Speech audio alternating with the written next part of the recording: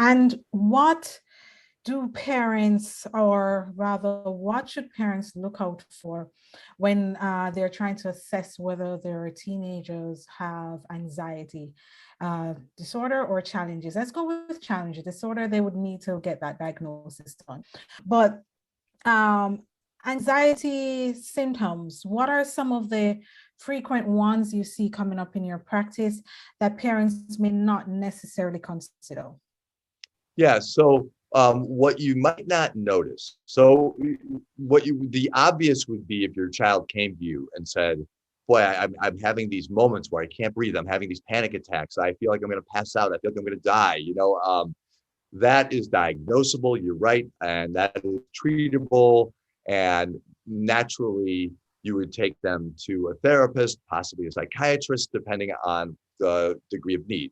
But there are variations, as you're pointing out, Tanisha, of anxiety. And all of our kids are anxious to some extent. So the first thing I encourage parents to do is don't assume that your calm child or your type A child who's getting all their work done and is involved in all these activities and is out with their friends every weekend, don't assume they're perfectly fine and they lack anxiety.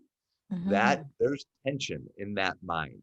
Don't assume that your child that's just whiling away in the basement playing video games and staring at TikTok is lacking anxiety. They might be checking out. They might be opting out of the world because they realize I can't manage this anxiety very well. But all our kids are anxious to some extent.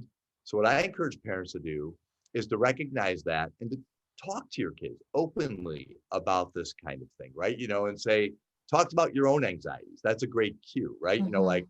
the last couple of years, I felt out of sorts. I'll just speak for myself.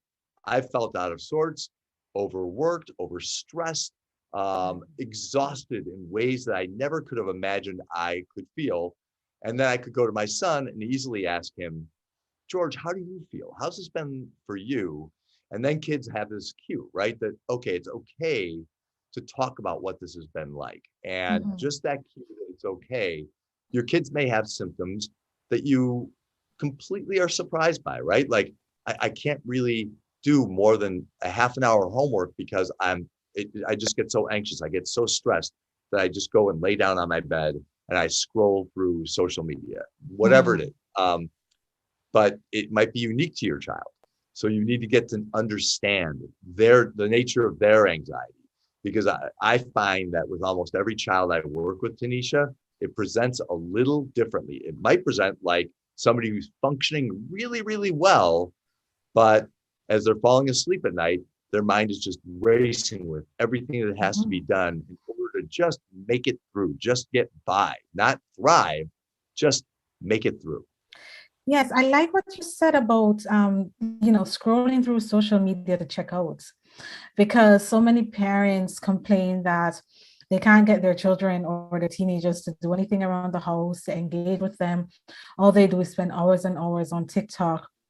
And so I think it's important, as you mentioned, that parents need to maybe make that mental shift to say, I wonder if my child is anxious about something, why he or she is constantly there scrolling away as a way of soothing the anxiety that they're experiencing, right? Yes, yes. I like the idea of looking at the behavior that's frustrating us as parents.